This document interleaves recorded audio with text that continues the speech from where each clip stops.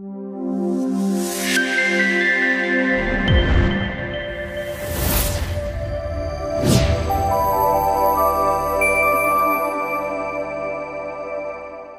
मित्रांनो, खुशखबर. कायम विनाअनुदानित तत्वावर मान्यता दिलेल्या व कायम शब्द वगळून इंग्रजी माध्यम व्यतिरिक्त राज्यातील अनुदानासाठी पात्र ठरलेल्या व वेतन अनुदानाचा टप्पा घेत असलेल्या प्राथमिक, माध्यमिक व उच्च माध्यमिक शाळांना अनुदानाचा वाढीव टप्पा मंजूर करणे, तसेच त्रुटीत असलेल्या व विविध कालावधीत त्रुटीपूर्तता केलेल्या शाळांना वैकल्पिक अनुदानाचा वाढीव टप्पा मंजूर करणे, 3 अघोषित शाळा तुकड्या अनुदानासाठी पात्र करणे, 4 डोंगराळ भागातील शाळांना एक विशेष बाब म्हणून अनुदानास पात्र करणे व 5 सैनिक शाळेच्या अतिरिक्त तुकड्यांना अनुदानाचा वाढीव टप्पा मंजूर करणे चा शासन निर्णय 14 ऑक्टोबर 2024 रोजी शालेय शिक्षण आणि क्रीडा विभागाने नुकताच प्रकाशित केला। हा सर्व शिक्षक समन्वय संघाच्या मावळ्यांचा यशाचा लढा आहे। कायम विनाअनुदानित तत्वावर मान्यता दिलेल्या व कायम शब्द वगळलेल्या इंग्रजी माध्यम व्यतिरिक्त राज्यातील शासन मान्य खाजगी शाळांना अनुदान देण्याबाबतचे धोरण प्राथमिक व माध्यमिक शाळा संदर्भ 2 आणि 3 येथील शासन निर्णयान्वये निश्चित करण्यात आली, तर उच्च माध्यमिक शाळा कनिष्ठ महाविद्यालय यांच्याबाबत संदर्भ क्रमांक 4 येथील शासन निर्णयान्वये निश्चित करण्यात आली। अनुदानाच्या उक्त धोरणाच्या अनुषंगाने निकषाची पूर्तता करणाऱ्या व अनुदानासाठी पात्र ठरलेल्या प्राथमिक, माध्यमिक व उच्च माध्यमिक शाळा, माध्यमिक कनिष्ठ महाविद्यालय, तुकड्या, अतिरिक्त शाखा व त्यावरील शिक्षक व शिक्षकेतर कर्मचाऱ्या यांना संदर्भ क्रमांक 6 आणि 7 नुसार 20% अनुदान मंजूर करण्यात आले। तसेच माननीय मंत्रिमंडळाच्या दिनांक 14 ऑक्टोबर 2020 रोजीच्या बैठकीतील निर्णयानुसार अनुदानपात्र शाळेची शासन स्तरावर तपासणी करून संदर्भ क्रमांक 17 ते 22 मधील शासन निर्णयान्वये यापूर्वी 20% अनुदान घेत असलेल्या प्राथमिक, माध्यमिक व उच्च माध्यमिक शाळा, तुकड्या, अतिरिक्त शाखा व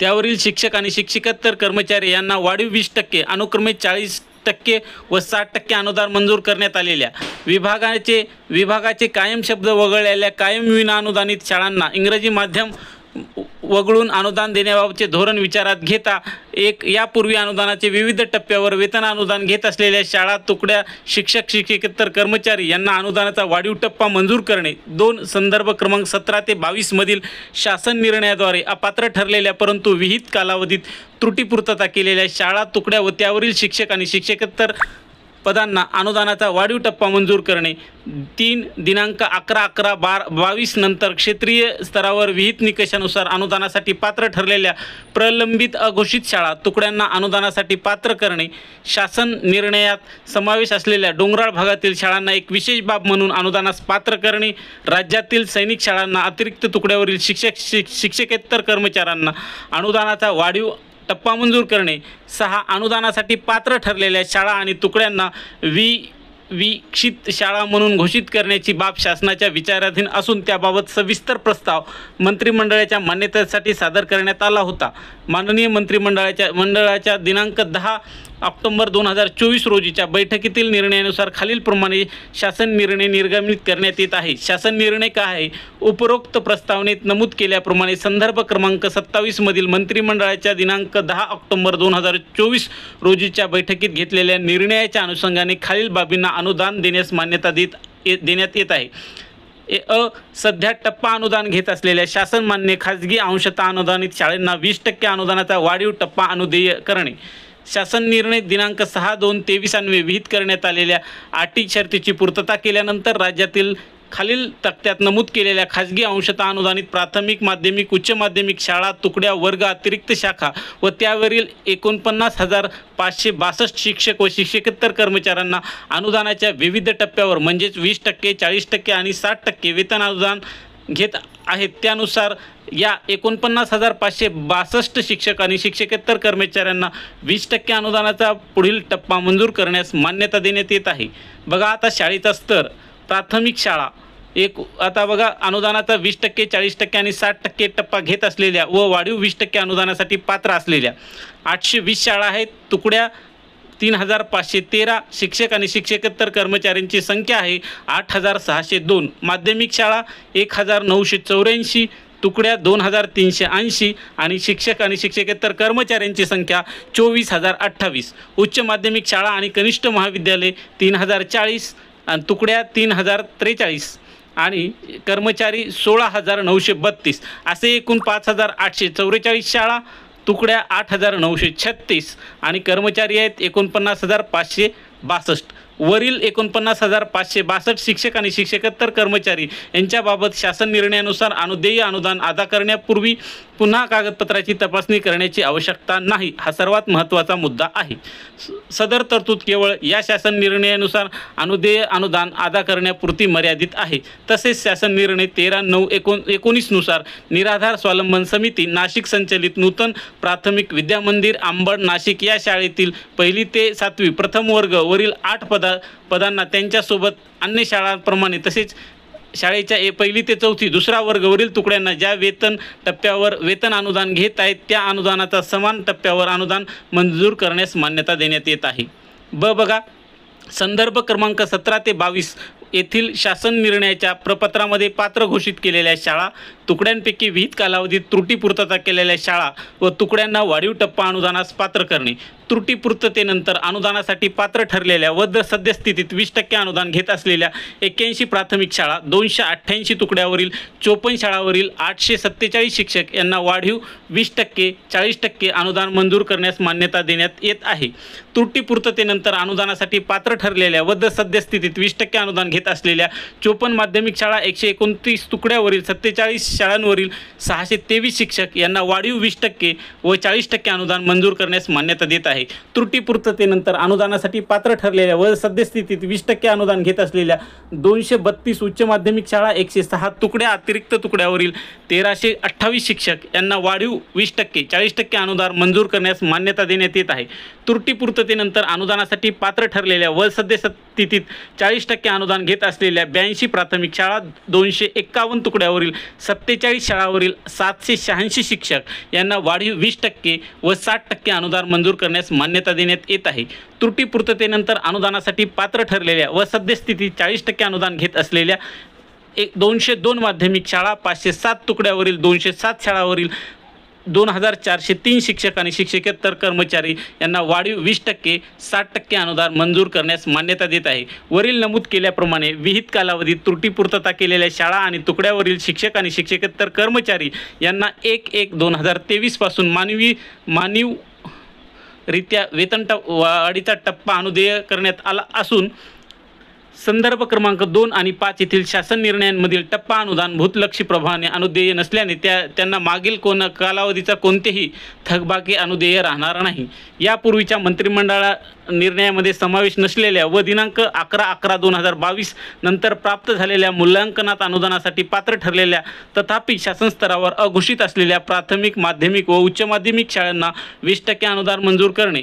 मंत्रिमंडळ दिनांक 13/12/22 रोजीच्या बैठकीत शाळांना अनुदान मंजूर करण्याचा प्रस्ताव सादर करताना शासनाकडे 10/11/22 पर्यंत प्राप्त झालेल्या सर्व शाळांचा समावेश करण्यात आला होता. आता दिनांक 11/11/22 नंतर क्षेत्रीय स्तरावर प्राप्त झालेल्या व मूल्यांकन निकषानुसार अनुदानासाठी पात्र ठरलेल्या खाली घोषित शाळांना 20% अनुदानासाठी पात्र करून तथापि अनुदान मान्यतेच्या निकषाच्या या शासन निर्णयातील अटीच्या अधीनतेने अनुदान मंजूर करण्यात येत आहे. नंबर 1, मूल्यांकनास पात्र ठरलेल्या परंतु शासन स्तरावर अघोषित असलेल्या 81 प्राथमिक शाळा व त्यावरील 362 शिक्षक, 505 तुकड्यावरील 528 शिक्षक अशा एकूण 890 शिक्षकांना 20% अनुदान मंजूर करण्यास मान्यता देत आहेत.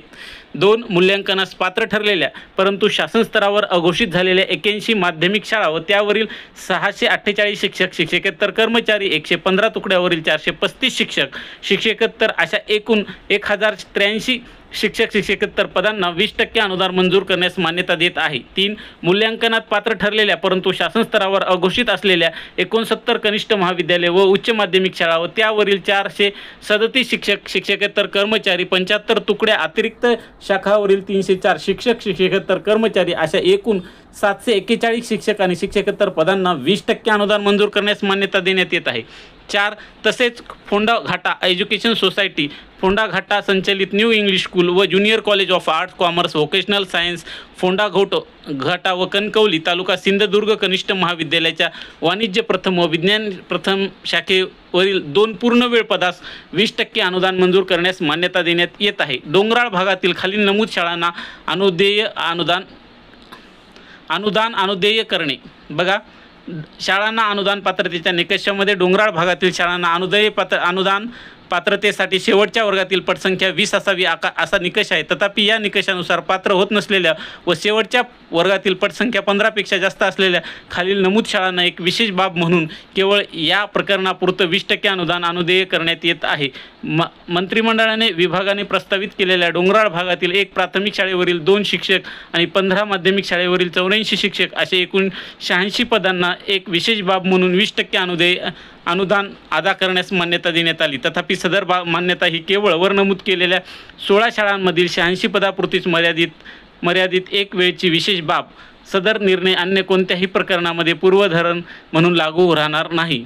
बघा, राज्यातील सैनिक माध्यमिक शाळांच्या अतिरिक्त तुकड्यावरील अनुदानासाठी पात्र कार्यरत शिक्षकांना वाढीव 20% अनुदानसुद्धा मंजूर करण्यात आले आहे. त्यात शाळेची नावंसुद्धा अशाप्रमाणे दिली आहेत. त्यानंतर अनुदानास पात्रतेबाबत च्या शासन निर्णयातील निकषाची पूर्तता न झाल्याने अनुदानासाठी अपात्र ठरलेल्या शाळांना विक्षित शाळा म्हणून मान्यता देण्याबाबत.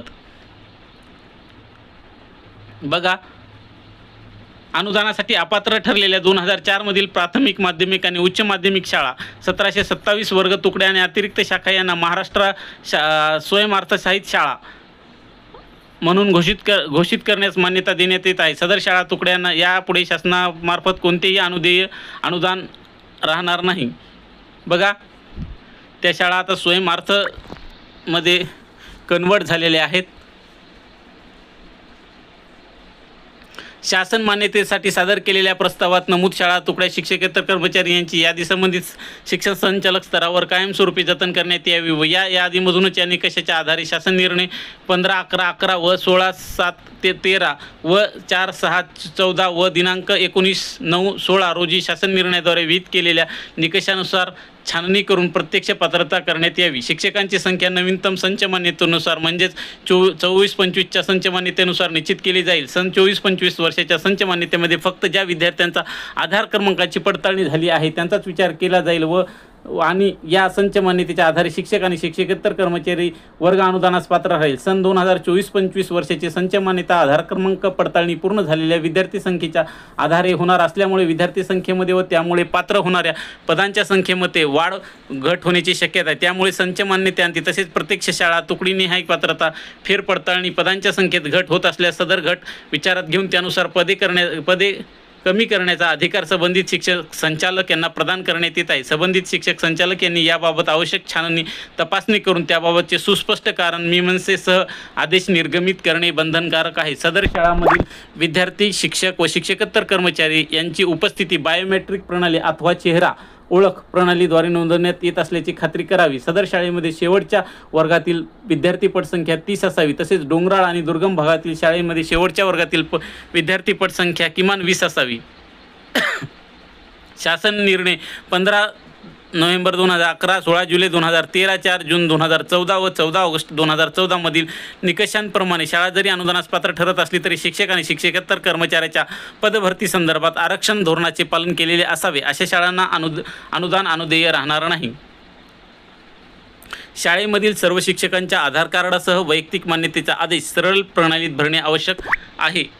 शिक्षक आणि शिक्षकेतर कर्मचाऱ्याचे पद व शाळा ज्यावेळी 100% अनुदानावर येतील त्यावेळी त्यांना विहित नियमानुसार अनुदेय असलेली निवृत्ती वेतन योजनेतील 8 व शर्तीनुसार ते शिक्षक व शिक्षकेतर कर्मचारी त्यावेळेस अनुदेय असलेल्या निवृत्ती वेतन योजनेस पात्र ठरतील. सदर शाळेमध्ये सध्या रिक्त असलेल्या भविष्यात रिक्त होणाऱ्या पदावरील शिक्षक भरती सेवा प्रवेश विषय प्रचलित नियमानुसार तसेच पवित्र प्रणालीमार्फत करणे बंधनकारक राहील. बायोमेट्रिक अथवा चेहरा ओळख प्रणाली उपस्थितीची अट पूर्ण करण्याकरता सर्व अंशतः अनुदानित शाळांना 6 महिन्याची मुदत देण्यात यावी। या मुदतीत वरील अटीचे पालन न करणाऱ्या शाळेचे वेतन अनुदान रोखून ठेवण्याचा अधिकार संबंधित शिक्षण संचालक यांना प्रदान करण्यात येत आहे। या अटीची पूर्तता होईपर्यंत वेतन अनुदान रोखून ठेवण्याचे अधिकार आयुक्त शिक्षण यांना प्रदान करण्यात येत आहे। या शासन निर्णयाच्या तरतुदीनुसार पात्र होत असलेल्या शाळा तुकड्या तसेच सध्या अंशतः अनुदानित तत्त्वावर अनुदानाच्या विविध टप्प्यावर असलेल्या शाळा तुकड्यामधील विद्यार्थी संख्या भविष्यात कमी झाल्यामुळे अशा शाळा तुकड्या अनुदानास पात्रतेच्या निकषास अपात्र ठरणार असतील तर अशा शाळा आणि तुकड्याचे अनुदान थांबवण्याचे, कपात करणे, शाळा बंद करणे याबाबत यथास्थिती निर्णय घेण्याचा अधिकार संबंधित शिक्षण संचालक यांना प्रदान करण्यात येत आहे। ज्या शिक्षकांना अघोषित शाळेबाबत नव्याने प्रथमच वेतन भत्ते अदा करायचे आहेत त्या सर्व शिक्षक शिक्षकेतर कर्मचाऱ्यांना वैयक्तिक मान्यता योग्य असल्याचे मूळ कागदपत्र व जावक नोंदवही पडताळणी खात्री करावी। अशा प्रकारे खात्री झालेल्या शिक्षक आणि शिक्षकेतर कर्मचाऱ्यास प्रत्यक्ष वेतन व भत्ते अदा करण्याची कार्यवाही करे। अशा प्रकारे बनावट बोगस कागदपत्राच्या आधारे शाळा मान्यता अथवा अन्यथा प्रदान करण्याचा निदर्शनास आल्यास संबंधिताविरोधात छाननी करण्यात येईल। बघा, अशा प्रकारे हा GR निघाला आहे आणि शिक्षक समन्वय संघाच्या लढ्याला अंतिम स्वरूप म्हणजेच यशसुद्धा प्राप्त झालेले आहे। म्हणजे आता सर्व शिक्षकांना अनुदानाचा वाढीव 20% टप्पा मिळण्यास आता मान्यता मिळालेली आहे। प्रमाणपत्र द्यायचं आहे। शिक्षणाधिकारी प्राथमिक माध्यमिक विभाग शिक्षण उपसंचालक यांनी आयुक्त शिक्षण महाराष्ट्र राज्य पुणे यांना सादर करावयाचे प्रमाणपत्र, शाळा कनिष्ठ महाविद्यालयाचे नाव, सदरहून शाळेस अनुदानासाठी पात्र करण्यापूर्वी सदर शाळेचे वर्ग तुकड्या अतिरिक्त शाखा मान्य केले आहे। सदर शाळा शालेय शिक्षण क्रीडा विभाग विहित केलेल्या मूल्यांकन नियमानुसार अनुदानासाठी पात्र ठरत आहे। सदर शाळेस मूल्यांकन समितीचे पात्र केलेले असल्याची पडताळणी करण्यात आली। अशा प्रकारचं पत्र शिक्षणाधिकाऱ्यांना द्यायचं आहे। यामध्ये किती पद आहेत हे संपूर्ण माहिती यामध्ये उपसंचालक कार्यालयाला शिक्षण अधिकाऱ्यानं द्यायचे आहे आणि अशा प्रकारे वाढीव टप्पा मिळण्यास शिक्षक समन्वय संघाला अभूतपूर्व असे यश मिळालेलं आहे। व्हिडिओ आवडल्यास लाईक, सबस्क्राईब आणि कमेंट करायला विसरू नका। धन्यवाद।